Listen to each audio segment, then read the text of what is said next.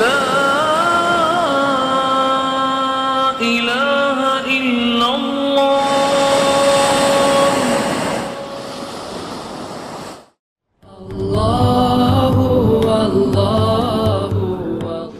Alhamdulillah, wassalatu wassalamu ala Rasulillah. All praise is due to Allah, and may Allah's peace and blessings be on the last messenger of Allah. The role of youth in the Ummah is a critical role. As youth, you represent the future. What happens to you now, the decisions you make now, will determine the future for the Ummah. So it is very important for you to be clear as to what role you should be playing. Right now, you are in a medical institution, preparing yourselves for the medical profession, which is a good thing. It's a service to the Ummah. However, a generation ago, people did the same thing. 10 years ago, 20 years ago, somebody was standing on a stage like this and addressing you or those who came before you in the same way. But the 10 years have passed, 20 years have passed, and is there any difference? The product that you will be from the university is no different from the product of 10 years ago or 20 years ago.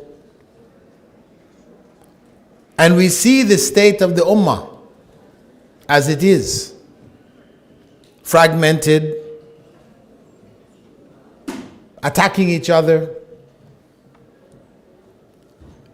unable to play the role of calling to good that Allah subhanahu wa ta'ala gave us when He described us as being the best of nations.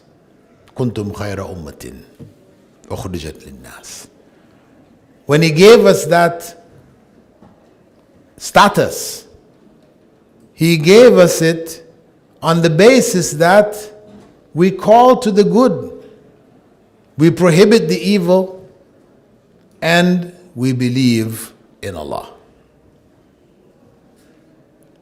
So we have to ask ourselves, how are we calling to the good? Any different from the way the previous batch of students called to the good?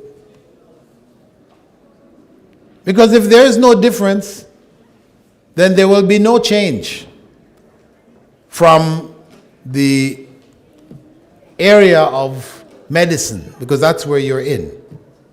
That's the field that you are based in. So everyone, every member of society has a role to play based on the area in which they're working, the knowledge which they have, the abilities which Allah has blessed them with.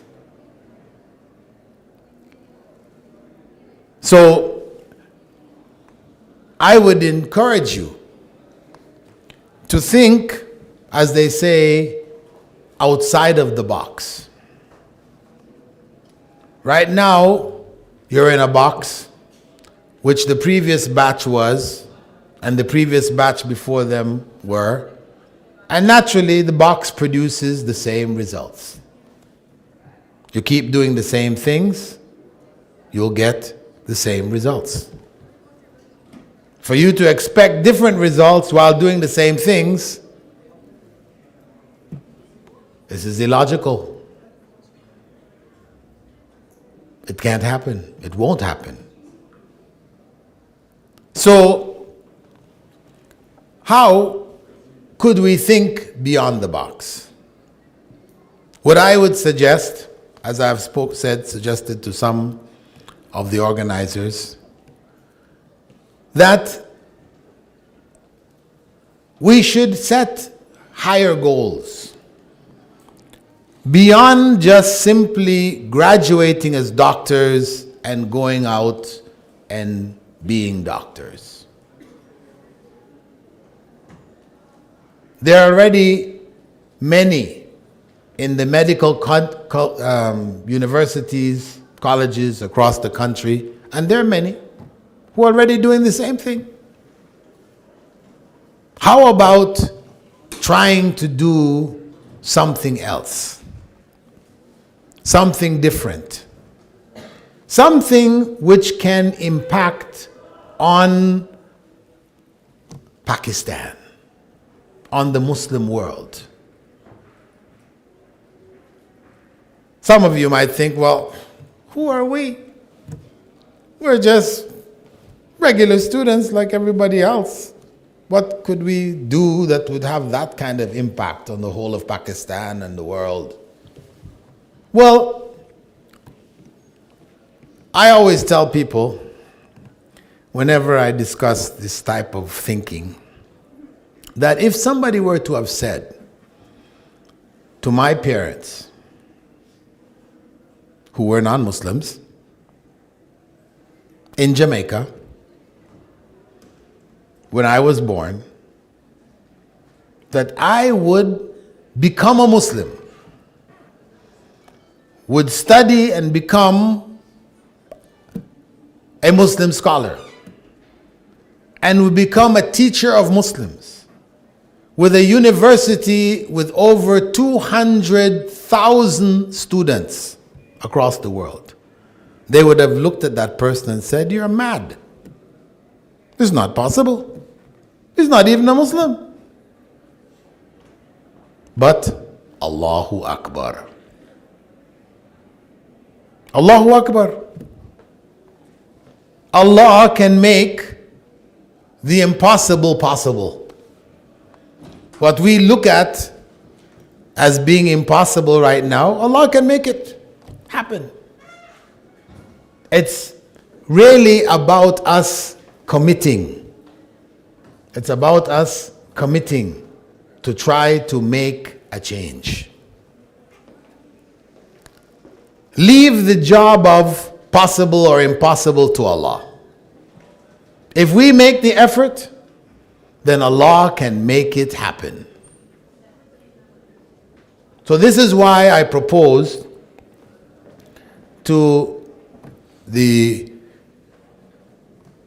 organizers that we need to set a goal, a high status goal as students, which is beyond just graduating as a doctor, getting out and being a doctor. If I were to ask each and every one of you, why did you choose medicine? What do you think the answer is going to be?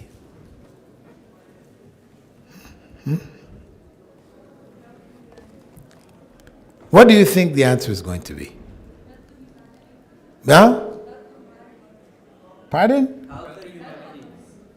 How to? Helping humanity. That's nice. But I'm sure if you really ask the people, that helping humanity, that will be 1%. The 99% are going to be, as one brother said, the rupees, the money. Because medicine, doctors make more money than other professions. That's why we're being doctors. So what does that mean?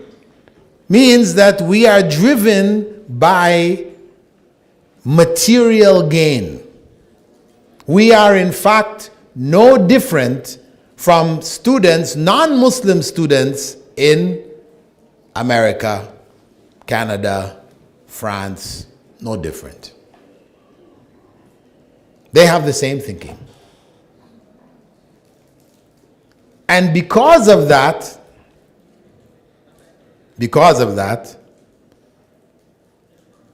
we have characteristics which are hated in Islam. Characteristics which are hated in Islam, but which are common to students all over the world. And the main characteristic for which students are known globally is cheating. It's cheating. Students motivated by material follow the principle, Machiavellian principle of by any means necessary. If this will get me the marks, which will get me the position, get me the job, I'm ready to do it. So if I were to ask you as students, how many of you can raise his or her hand and say, Wallahi, by Allah, I have never cheated on any test or examination since I've been in this university or in school? You put your hand up for me now. Can you do that? Wallahi, swearing by Allah. I see among the women 1, 2, 3, 4, 5, 6 hands. Among the men 1, 2, 3, 4. That is the reality. Can we change society with that? This is the problem. We are a product of a system which has been developed not by us. It has been developed in the West, in Western civilization. The medical training, the medical teaching system that we have here is a clone of what is in Cornell or wherever, the great medical universities of the West, where the educational system has been produced in a secular environment. And as such, all of the texts, all of the modes of teaching and everything have been honed. It has been, developed to promote this way of thinking. So how to change it? If you're not a part of the solution, then you are a part of the problem. How do we change from being a part of the problem to being a part of the solution? This is why I said we need to set goals beyond the box. What went before, went before. We are here now. What do we do with now? For one, I would like you because, can I ask, are there any non-Muslims here? Can you put your hand up? We don't have any non-Muslims. Everybody's Muslim here. So, it shouldn't be difficult for us to all raise our hands now and swear by Allah that from this day onwards we will never cheat again. Are you ready? Can we see those hands? Can we repeat? Wallahi. Again, Wallahi. I will never cheat on any examination or test for the rest of my life. Okay. This is the point, a starting point. You know it's evil. Because the Prophet ﷺ said, Man ghashana falaysa minna. Whoever cheats us is not of us, is not a true Muslim. You're fake. If cheating is your way, then you are a fake Muslim. You might have the name Fatima or Muhammad, but you're not a true Muslim. Because this is not the characteristic of a true Muslim. And you know, Prophet Muhammad ﷺ had said that there would be people who would do the deeds of the people of paradise, the things which will take people to paradise, praying, fasting, Hajj, all these things. They would do these deeds as it appears to people, but they would be from the people of hell. This is in Sahih Muslim, that they would be from the people of hell. Meaning that there will be a lot of people. The most common name in the world today is what? Muhammad. There will be a lot of people in hell with the name Muhammad. And a lot of people in hell with the name Fatima. This is the reality. These names are not going to take us to paradise. It is living Islam that's going to do it. So, the goal, what can we set? Well, how can we change this situation? How can we be a part of the solution? Set the goal to be more than just a regular doctor. Be a specialist. Beyond specialization, till you become a teacher. As a teacher of medicine, you are now in a position to change things. As a regular doctor, you can only do what regular doctors do. At least if you don't cheat, that's good. That's a good thing. But a better thing is that you strive to be at the top of your profession, so that you can produce. Let the goal be a college of medicine, which is the Islamic College of Medicine. What does not exist in Pakistan today? There is no Islamic College of Medicine. Or is there one that I don't know about? Tell me. There is no Islamic College of Medicine. In that Islamic College of Medicine, medicine would be taught with Islamic ethics, so that the generation who would be produced by that college would be one who can change the world, change Pakistan and change the world, at least in that field. So this is what I invite you to set for yourselves. Beyond the box. Something which is a worthwhile achievement. That you leave this world and you leave behind you a legacy which people will look back 100 years from now and say, you know,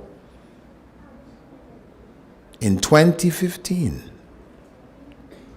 this idea was born and the college was produced. And believe me, if you have produced the Islamic College of Medicine in Pakistan, you will find people coming from all over the Muslim world who want to go into medicine.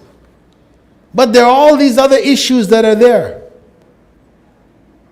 You would become, as they say, the Mecca for Islamic medicine.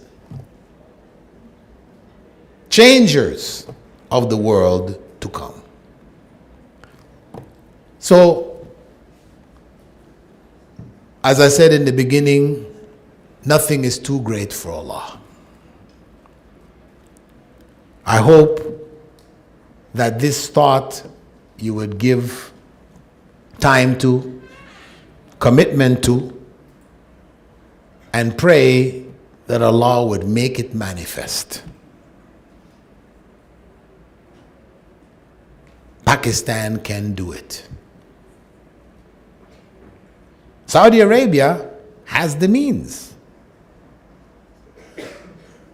But without the will, the means don't produce anything. Inshallah, if you have the will, Allah will provide the means. So that is the brief reminder that I wanted to share with you today. I'll give you a chance to ask some questions related to it, just to help the idea grow further, inshallah. Okay, your question or comment is that medicine as it is today is as it would be in an Islamic institution. If we had the Islamic College of Medicine, the same thing you are learning and the way it is being taught would be the same. What's the difference? Everybody agree with that? So in other words, there's no need for an Islamic College of Medicine.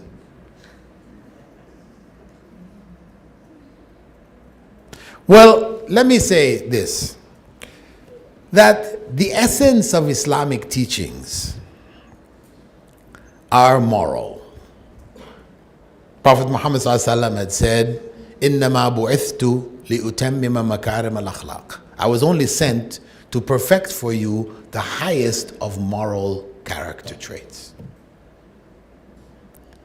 So what it is that Islam has to offer the world, we don't have the technology, but we have the morality.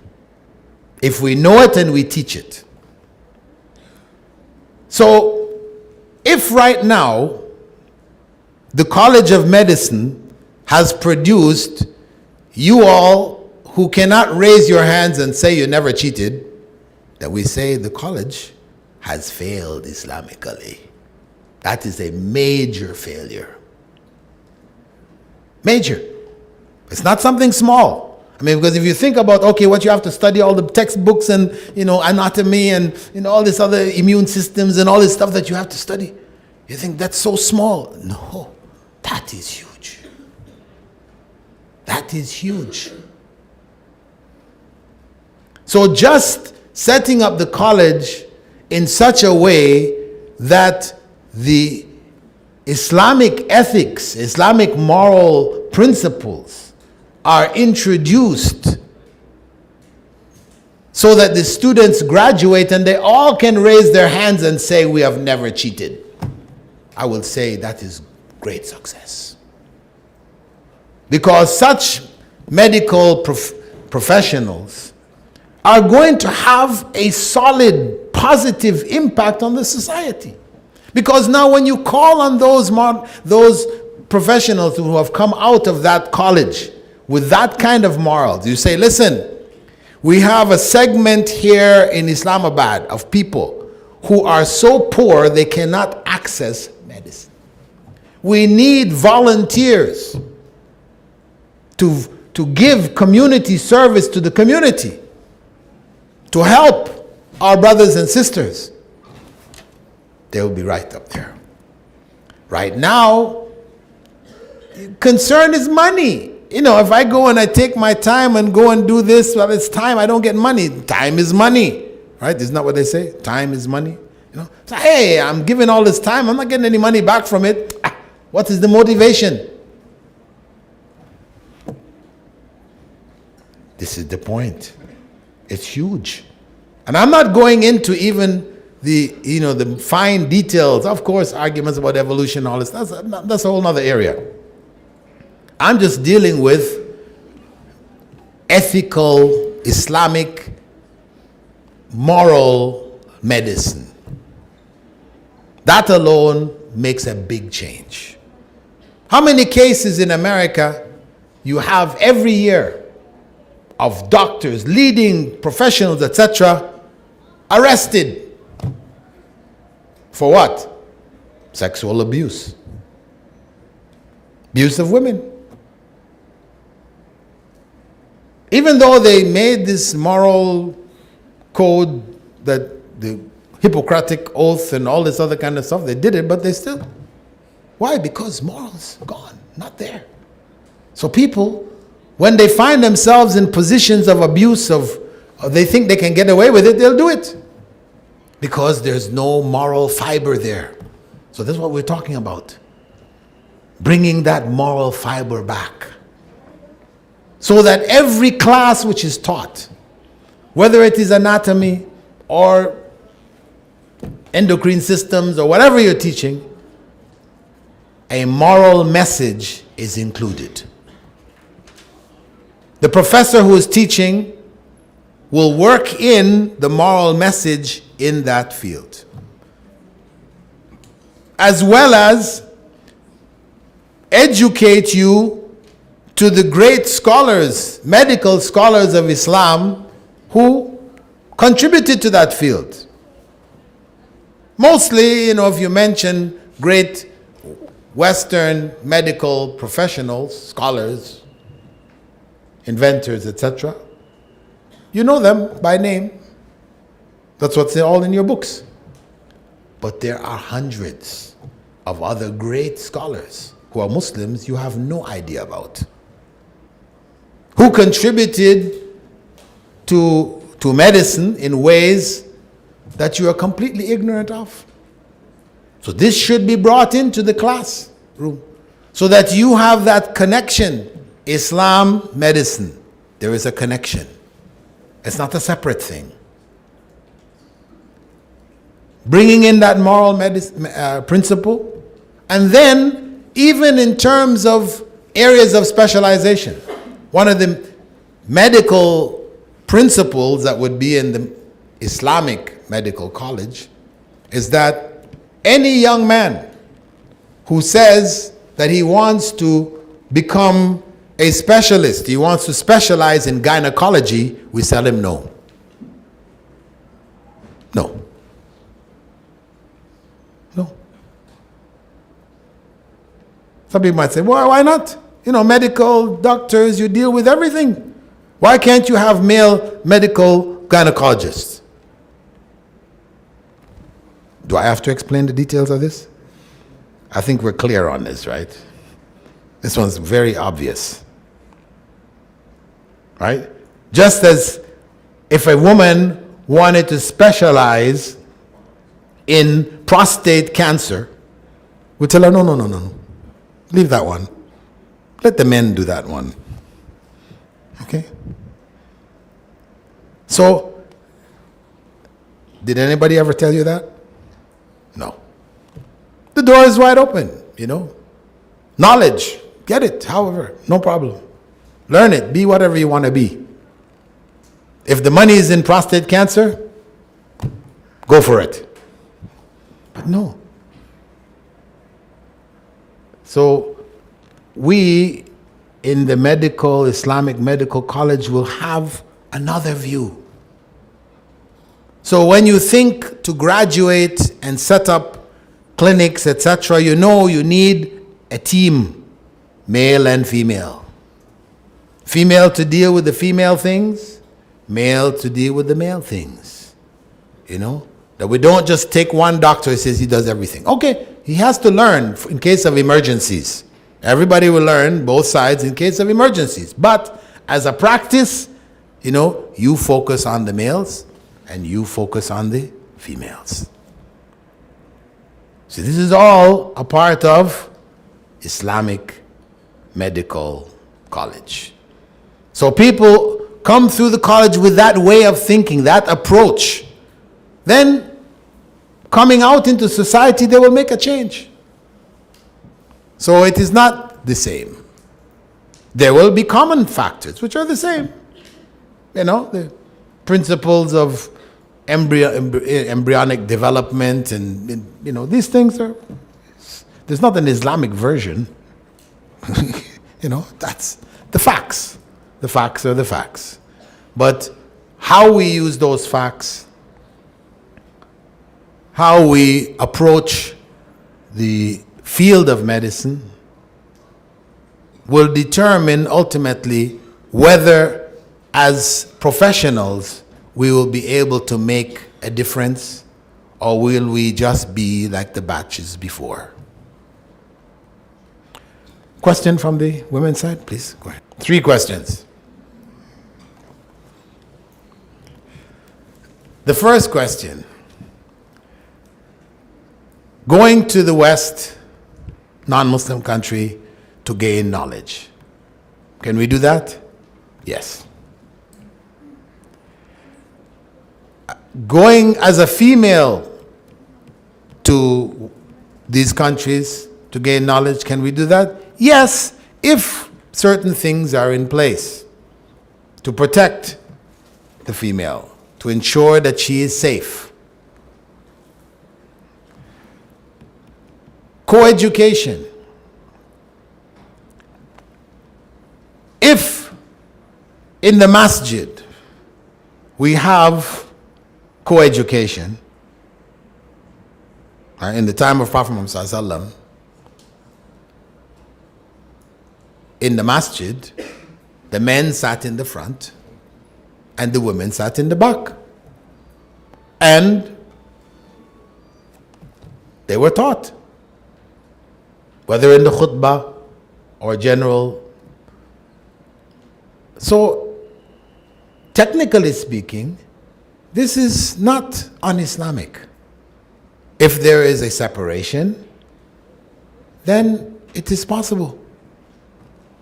But the issue is now where it becomes a free-for-all, where everybody sits anyhow, anywhere, whatever, then it is not productive and it is not Islamic. That's the point. So the issue of co-education, we have to be careful, because sometimes we recognize Islamically co-education is harmful, but it's when it's done in a harmful way. But co-education, just as a principle that men and women are taught at the same time by the same instructor, this is part of Islam. It's not otherwise. The wives of the Prophet ﷺ taught males and females the deen, the hadith, etc. Aisha radiallahu anha was the 4th most prolific narrator of hadiths. I mean, a huge portion of the deen, the sharia, she taught. So we try to find that balance. That's how our way is, the balanced way. وَكَذَلِكَ جَعَلْنَاكُمْ أُمَّةً وَسَطًا. In that way, Allah made us the balanced nation, not going to one extreme, nor going to another extreme. Okay? Male side? Go ahead. Okay, question.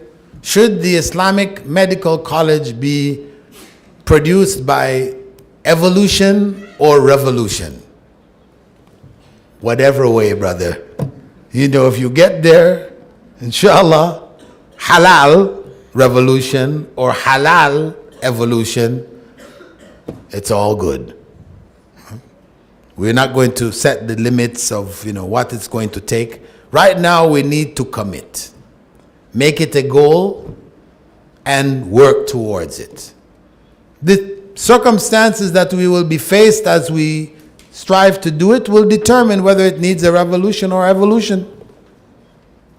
No doubt it will evolve, but at certain points you may have to revolt within the confines of Islamic parameters. From this women's side? The what? The perspective of Aslafs, the Salaf Salihin or the Oh. The Salaf. Concerning immigration, seeking foreign nationalities, fundamentally, it is permissible. Fundamentally, it is permissible. However, the issue of deception is what raises questions about the process. But the general concept of living in another country, becoming a citizen of that other country is, as a basic principle, halal. But we have to ask ourselves, what is our intention? Now, if you are from a segment of society or a country where you're fleeing and you lose nationality, you have to find some other place to live, and that is what has become available, then we will say that that person is excused. This is necessity. But where it is just a question of prestige, you're carrying an American passport, doors open that don't open otherwise, or it's just prestigious, then we'll say that's not sufficient to justify doing that. It's possible to live there, gain the knowledge, do the dawah, all of these other things without necessarily becoming a citizen. Since you know that it involves this element which is against Islamic teachings, so you stay within the bounds which have been set. This is the reminder that it's time for namaz, salah. Take the last question then from the women's side. Go ahead. Oh, little person. What is your question? Oh, you just straight. Oh, that's you. Well, you just put your hand up, but I guess you were shooing away flies, or anybody else from the women's side? No. Last question from the men. Go ahead. Okay. I don't know. I think you weren't here when we raised the hands about who cheated. No, I did not raise hand. Huh? I did not raise hand. No, you didn't raise your hand, but you were here when we had this raising of hands, right? I was having a question, that's why I was raising my hand. No, a brother's question is, or his comment is that the doctors should be the most perfect Muslims because they have seen the wonders of Allah in the human body as they study it, etc., etc. So in that case, they should be the best of Muslims. So why do we even need an Islamic medical college? But the reason why, as we said, is that simply knowing about the body does not make you the best of Muslims. What makes you the best of Muslims is knowing Allah.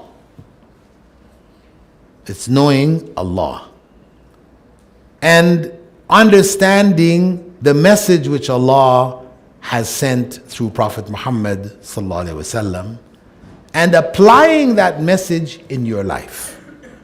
This is what makes you the best of Muslims. You know who Allah is, you understand the deen of Allah, and you follow the way of Rasulullah sallallahu alaihi wasallam. We know that's fact. Why? Because those are the three questions that Allah has the angels ask you in the grave. Who is your Lord? What was your religion? Who was your messenger? So obviously that's related to this life. That is the best Muslim. Whether you are doctor, lawyer, engineer, fireman, that's what makes you the best of Muslims. So the medical college was necessary, as we said, because the current state of medical training and teaching is based on non-Muslim systems, which is, for the most part, without ethics, without morality. They've removed morality from education. This is secularism. This is the secular society's product.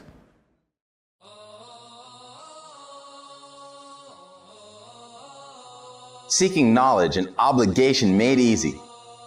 Thought about studying for a long time? Tuition fees keeping you from actually starting? Islamic Online University has led a revolution in online learning. The world's first tuition-free degree, BA in Islamic Studies. Access the knowledge, any place, anytime, anywhere. It just doesn't get any easier than that. Classes, texts, assignments, completely online. Set your own schedule for the semester.